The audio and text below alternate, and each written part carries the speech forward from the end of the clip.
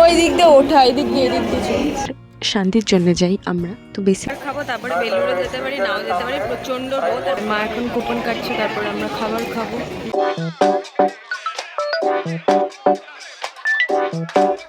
High guys, welcome back to the Happy Pie Blogs. আবার আমি আজকে একটা ব্লগ নিয়ে চলে এসেছি। বেসিক্যালি আমি আজকে যাচ্ছি দক্ষিণেশ্বর। কার সাথে যাচ্ছি?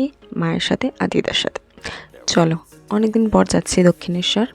এটা হচ্ছে স্কাই ওয়াক। এখন দক্ষিণেশ্বরের স্কাই ওয়াকটা খুব ভালো করে দিয়েছে। আমি যখন ছোটোবেলায় যেতাম তখন বেসিক্যালি বাসে করে যেতাম, বাট এখন মেট্রো হওয়ার কারণে অনেক সুবিধা হয়ে গেছে, সব মানুষ অনেক দূর দূর থেকে আসতে পারে। আর স্কাই ওয়াকটা দেখো, খুব সুন্দর ভিউ আকাশের আর চারিপাশে গ্রিনারির। আমি এই ড্রেসটা পরেছি, এটা হচ্ছে একটা কুর্তি, খুব সুন্দর।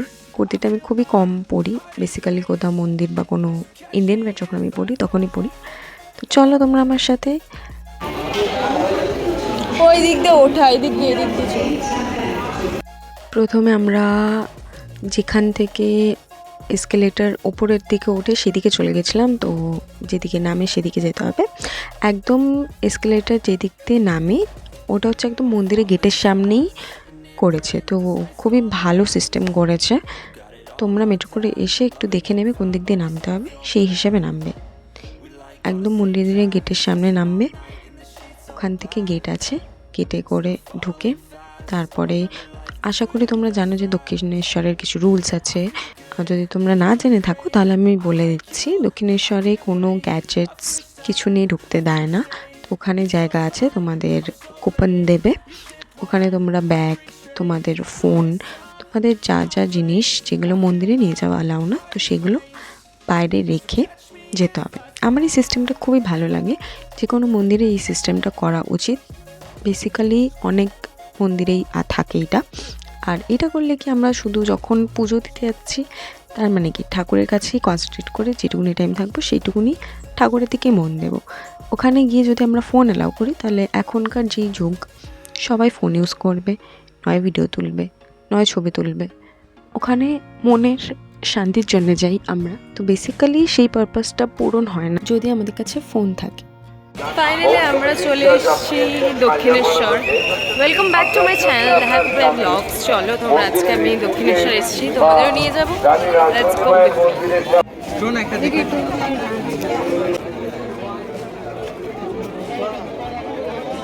আপনি কি লাস্টে আছেন? আপনি কি আমাদের পুজো দেওয়ার ডান। এখন আমরা খাবার খাবো, তারপরে বেলুড়ে যেতে পারি, নাও যেতে পারি। প্রচণ্ড রোদ আর প্রচণ্ড লাইন, এখন গেট বন্ধ হয়ে গেছে। বাট আমরা এখন জুতো নিলাম, ব্যাগ নিলাম, আমি তাকাতে পারছি না, তোমরা বুঝতেই পারছো প্রচণ্ড রোদ। আমি তো লাইটের অপোজিট দিকে ঘুরছি, আর দিস ইজ দ্য ভিউ। আমি একদম তাকাতে পারছি না, so I am just doing a blog আমাকে ছেড়ে, কারণ আমি তাকাতে পারছি প্রচণ্ড রোদ। This is the view.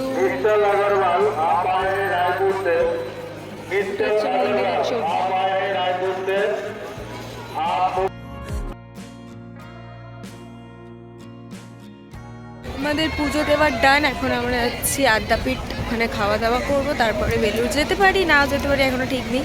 তো তোমরাও চলো আমার সাথে, লেটস গো উইথ মি। আমি তাকাতে পারছি না একদম, সো বেয়ার উইথ মি। আর হ্যাঁ, দিস ইজ মাই ওটিডি। আমি একটা কুর্তি পরেছি, না কতদূর তোমরা দেখতে পাবে ছবি তোলার। এখানে মানে একদম স্কোপই নেই, প্রচণ্ড রোদ। চলো,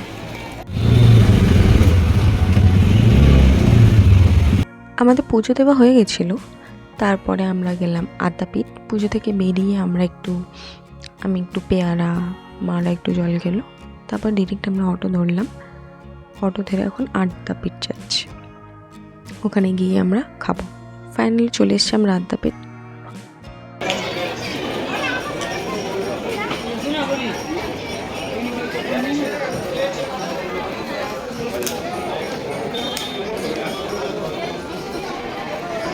এখন আমরা আদ্যাপীঠে চলে এসেছি, তারপরে মা এখন কুপন কাটছে, তারপরে আমরা খাবার খাবো। দেন দেখা যাক কোথায় যাচ্ছি। কুপন কাটা হয়ে গেছে, এখন আমরা চলে এসেছি জুতো রাখতে। কুপন নিয়ে এটা হচ্ছে সেকশন, ওখানে আপনারা জুতোগুলো দিয়ে দিলে জুতোগুলো একটা পটলিতে ভরে ওরা রেখে দেয় ওখানে। দাও জুতোটা খোলো।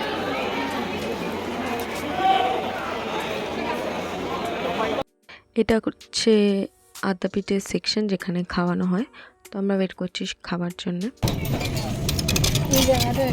না পুরো সেম ওই স্টেশন থেকে নেমে আমরা যখন রিক্সাতে উঠেছিলাম তখন আমি মাকে বলছিলাম এই রাস্তাটা পুরো রামপুরহাটের মতো লাগছিলো। রামপুরহাটে অ্যাকচুয়ালি আমার দিদাদের বাড়ি আছে, তো দিদা মাসি ওনারা থাকেন, ওদের বাড়িতে যেতে পুরো রাস্তাটা এরকম পড়ে, তো পুরোপুরি হুবহু আমার সেরকমই লাগছিল। আমি ওর মাকে আর দিদাকে ওটাই বলছিলাম যে দেখো রাস্তাটা পুরো সেম লাগছে। আমাদের টিকিট কাটা হয়ে গেছে ফাইনালি, আমরা বেলুড় যাচ্ছি। আমি মাকে বললাম অনেক টাইম আছে, চলো বেলুড়। প্রথমে বলছিলাম যে বেলুড় যাবো কি যাবো না, চলো দেখি, কারণ ঠিক ছিল না যে সময় মতো হবে কি না। তো সময় হয়ে গেছে, এখন যাচ্ছি আমরা বেলুড়। আমরা এখন লঞ্চে করে যাব, তো ওখানে লাইন দিয়েছি, প্রচণ্ড ভিড় ছিল, বাট দ্য ভিউ, মানে ভিউটা এত সুন্দর, আকাশটা মানে অসাধারণ লাগছিল। আমি ওয়েট করছিলাম যে কখন উঠবো। It's mesmerising as always.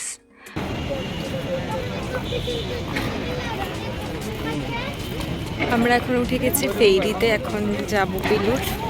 Ticket কাটা হয়ে গেছে, this is ticket and this is water bottle. So water bottle is must. চলো বেলুড় যাচ্ছি ফাইনালি। আর পিছনে আমার দিদা আর মা আছে, আমি কিছু দেখতে পাচ্ছি না, আমি জানি বললাম বকে যাচ্ছি। Wait for my mom and my দিদা।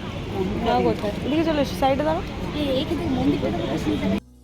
আমরা অপেক্ষা করছিলাম ফেরিতে ওঠার, আর এখান থেকে দক্ষিণেশ্বরের মন্দিরটা পুরো দেখা যাচ্ছিলো। দেখো আমি জুম করেছি, খুবই মেসমারাইজিং লাগছিল। ফাইনালি উঠে গেছি ফেরিতে। আমার এরকম ফেরিতে লঞ্চে এরকম খুব উঠতে ভালো লাগে। আমি একদিন লাক্ষাদ্বীপেও যাব, যেখানে ওরা থাকে বোটে, সরি বোট বলছি তোমার জাহাজে। তো আমার এটা ড্রিম, একদিন যাবো আর ভিডিও বানাবো, তোমরাও দেখবে তখন।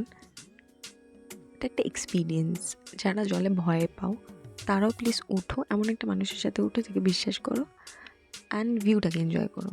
আর কিছু না, ভিউটা মানে অসাধারণ লাগে, জলের হাওয়াটা আস্তে আস্তে মুখে আসে আর অসাধারণ লাগে।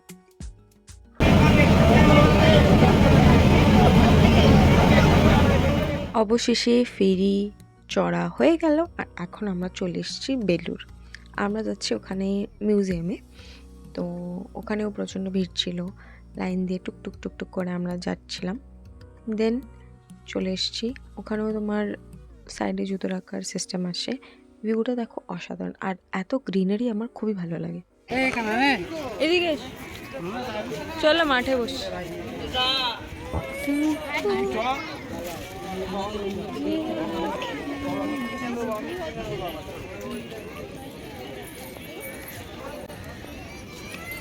মন্দিরটা জাস্ট অসাধারণ।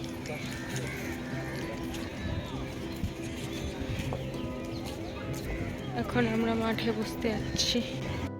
আমাদের রামকৃষ্ণ দেবের মন্দির দেখা হয়ে গেছে, এখন আমরা যাচ্ছি বসতে মাঠে।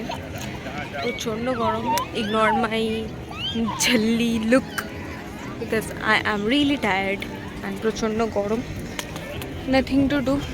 চলো বসার জায়গাতে চেয়ার বসি।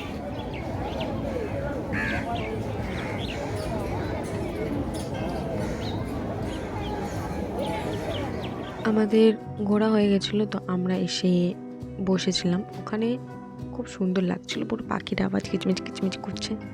দুম করে আমার ফোনটা পড়ে গেছিলো, আমি একটা ব্যাগের উপরে রেখেছি, আমার ব্যাগটা নিয়েছে আর দুম করে পড়ে গেছে। যাই হোক, তোমরা দেখো আশেপাশের ভিউটা, মানে আমার তো পিকনিক করতে খুব ভালো লাগে, আর এইসব জায়গায় গ্রিনারি বেসিক্যালি যেখানে থাকে আমার খুবই ভালো লাগে। তার মধ্যে এত পাখির আওয়াজ এত সুন্দর লাগছিল, মানে পুরো মেসমারাইজিং, জাস্ট মেসমারাইজিং।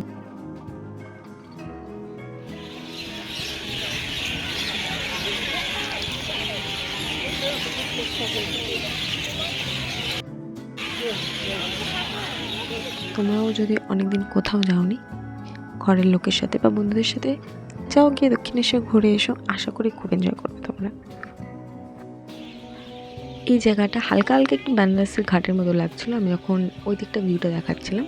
আর হ্যাঁ, আমি বেনারসে ঘুরতে গেছিলাম, যদি তোমরা সেই ব্লগগুলো দেখতে চাও অবশ্যই কমেন্টে জানিও। দেখতেই পাচ্ছ যে আস্তে আস্তে বিকেল হয়ে গেছে, সূর্যদেবের যাওয়ার পালা আর চান্দা মামার আসার পালা।